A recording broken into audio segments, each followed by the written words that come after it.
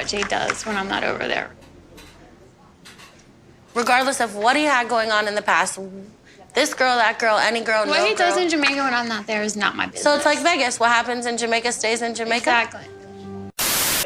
Little black book, you know what time it is. We are talking to you about 90 Day Fiance. Man, whoever told me to review the show is gonna get shot. Boy, where do I begin? Let's start.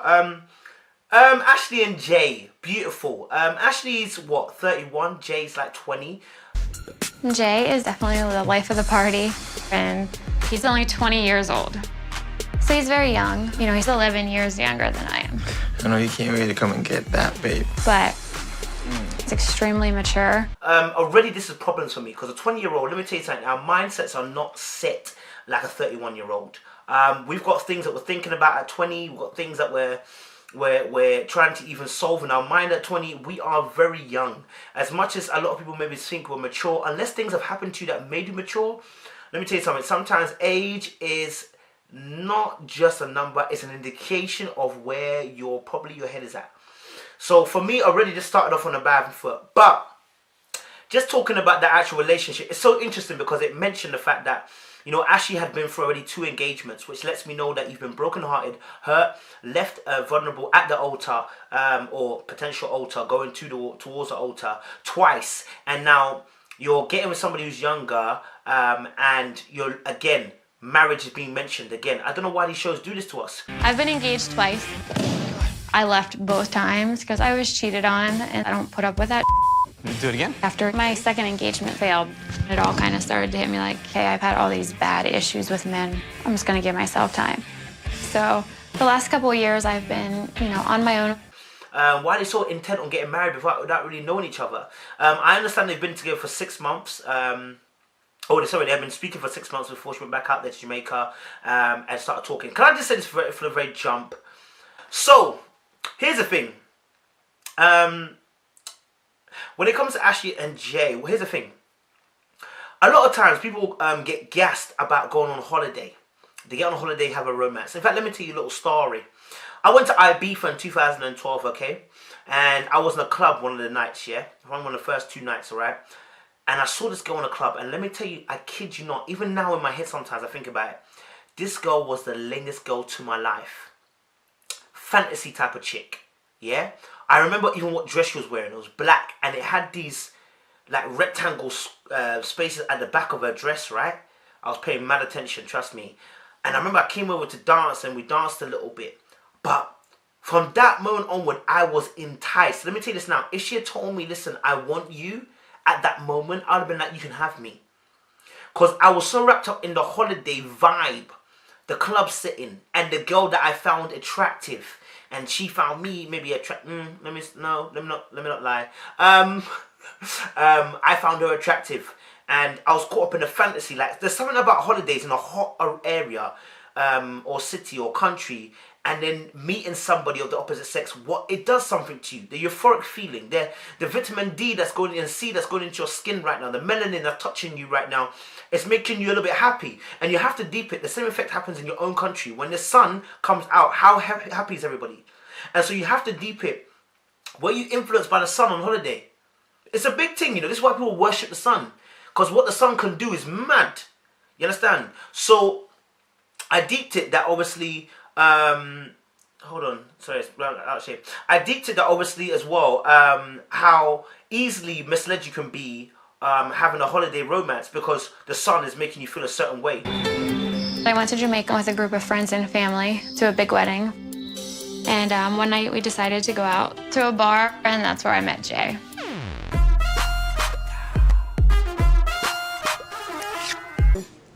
Dream of vacation with him and this whole man over there. So how's it gonna be when he's here? Like, how well do you actually know him? So, now I've said that, let's come on to her. She met the man in Jamaica. Cool. He's 20. He obviously vibed with her. Spoke confidently. Gassed her up. Made her feel sweet. Made her feel nice. Not a problem at all. But it's now turned into a full-on relationship. But not fully understanding the implications. My man is a tattoo artist, okay? And he says quite boastfully and happily that he's he's dated a few girls, that he even stole his dad's girlfriend at one point. You know, he used the girl for money, etc., etc. This is somebody what they used to do. He said it's now changed. One of my exes, she was from Florida, and like, I was getting money from her and all of that stuff, you know. And she wanted me to come to the US, but I was just taking her money, honestly. It was actually my father's woman, but I took her away. At 20. So, obviously, Ashley's met this guy, and obviously, she's got a friend as well. The friend has also already said, look, is it Ashley?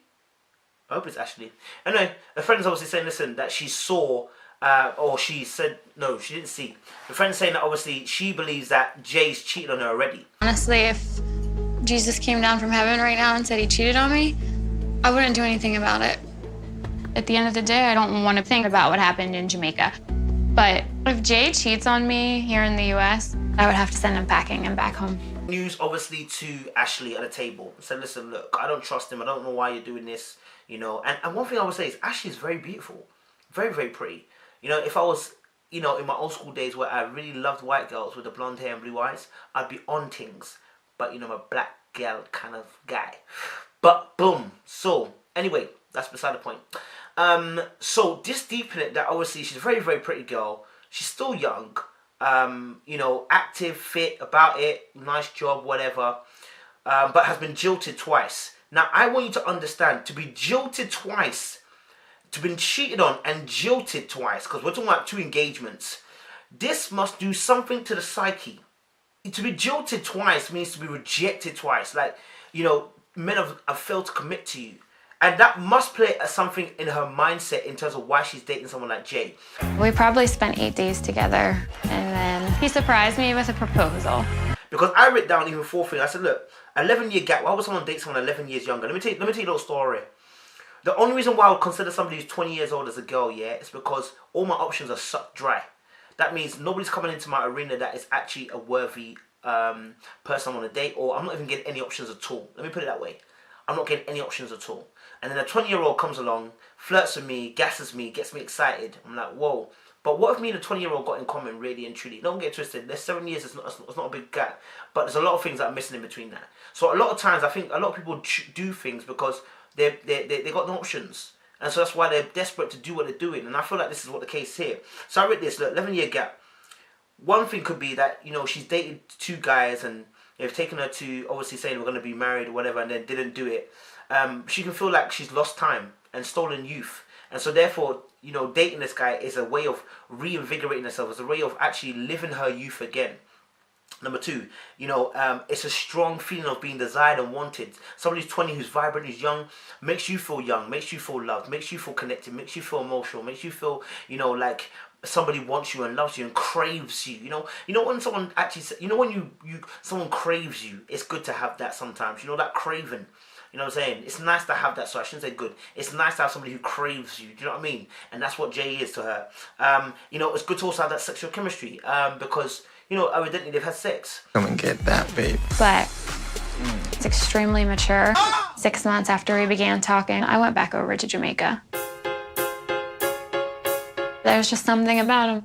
And that's obviously going to impair your decision making. And like I said, having sex on a holiday is definitely going to impair your holiday, your mindset, because you've got the euphoric feeling, the fantasy feeling of the holiday, plus having sex as well. That's 2 ecstasies going at the same time, my friend. Listen, you're not ready for that kind of thing. Not ready for that. And then, you know, the last point I have for that is that, you know, it's something different. Sometimes people make these decisions of going with like a 20-year-old and you're 30. It's because it's something different. Like a feeling I've never felt for anybody in my life. So I just thought, you know what, I'm gonna take this risk and see how it goes. You know, and sometimes you haven't grown up in your head. Although you've gone through a lot of experiences, you yourself have not grown up in your head, and therefore you're still doing Peter Pan business. You know what I'm saying? For me, Ashley is a wounded individual.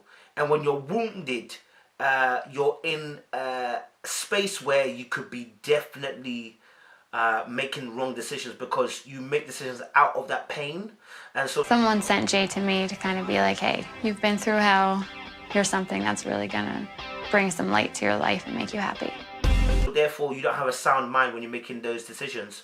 But you know, she said something. She said she likes a clean. She normally goes for clean cut white boy, and then now she's gonna try and date this Jamaican black boy. I mean, fam, it sounds like a taste of rebellion to me. But let me just keep my mouth shut. You know, they were on a holiday romance, got gassed after 8 days. A lot of the people in this 90-day fiance are people who've dated each other. They've seen each other for a few days and got gassed, and they were always on holiday. But the reality hasn't set in. When you see that person day to day, it's gonna be completely different. And that's where the reality will hit them hard. And that's why I feel like Ashley and Jay will hit them. The reality of like, you know what? Like, now you're in my midst, I'm not really feeling you. Like I said, obviously, you know, like I said, cheating, yeah, creates a trauma. And then people inevitably become numb to that trauma. And so what happens is then they stop reacting to certain things which they should react to. So for instance, just deep it. When the friend came to Ashley on the table and said, look, you know, are you not concerned about the fact of cheating and stuff like that, maybe rumours, and, you know, Ashley said something which was mad. She said, But maybe I don't care what Jay does when I'm not over there. I don't care what Jay does over there. Sorry, but you're trying to get my visa to come over to here, so evidently you must care about what he's doing over there. What do you mean you don't care what he's doing over there? Have you become that numb you don't care what he's doing over there now? Alright, cool. She said one thing as well. You know, he's young and we're very far apart from each other right now. I'm not saying that we have an open engagement or anything by any means, but I can't expect Jay to be 100% behaved over in Jamaica. Sorry? Excuse me? So if he can't do that now, how do you expect him to do that in a relationship? I talk about entropy. Things get progressively worse. So if he cannot behave now, how do you expect him to behave down the line, Ashley? This is concerning, but this is a clear sign of trauma. This is a clear sign of numbness to her trauma that she's been facing. It's a clear sign of abuse from, because what cheating does is it's like the same as abuse. It just creates this kind of trauma. Yeah, I'm not doing it. And then the person becomes numb to any similar instances like that, and she's become numb to even cheating, like to the point where she's on what. So it's like Vegas. What happens in Jamaica stays in Jamaica. Exactly. Which means you already have made your mind. You already know this is not gonna work. You already know that he's gonna cheat. You already know this is gonna go down. But you wanna ride the sleigh until the wheels fall off. They say, or was it ride that car till the wheels fall off? Anyway, you want to ride something till the wheels fall off. Do you get what I'm saying? But you yourself deep down know, actually, this is not the one. This is not the one. But you're enjoying yourself. And I feel like this is like an extended holiday for you. An extended period of rebellion for you. You know, having been faithful for everybody else. It's almost like a freedom for you. This is you enjoying, and I'm going to live my life and do what I want to do kind of bit for a little bit. You know, and it's a failure to deal with the wounds that you're feeling. And more of a case, I'm going to cover it up by moving mad. Okay? I know that because that's guys what we do all the time. One thing I would say as well for Jay as well is that, you know, if you lose your virginity at 8. Lost my virginity when I was 8 years old. Like, everything was just wild for me. What does that do to your mindset? You know, these are key things. Because at 8, why are you having sex? This is gonna make you more promiscuous. You know, it's gonna make you more desiring of sexual activity. No wonder you have so many women, and no wonder you've been unfaithful to a lot of them, and no wonder why you use people for money. No wonder why sex is just a transaction for you. Because truly, for you truly at 8, what did you understand about sex then? You were robbed of your childhood. Do you know what I'm saying? And this is how we have to look at a lot of men. A lot of men, they may feel like, I'm the man, I had sex when I was young, but you've been robbed of your childhood. You've been abused. Whether it was a granted sex between two people, you've been abused, my friend. And actually, what you've done is, now you've created this. The Bible says, do not awaken young lust before its time. You must deep it. There is a time and a place for the lust to be awakened. At 8, what do you know?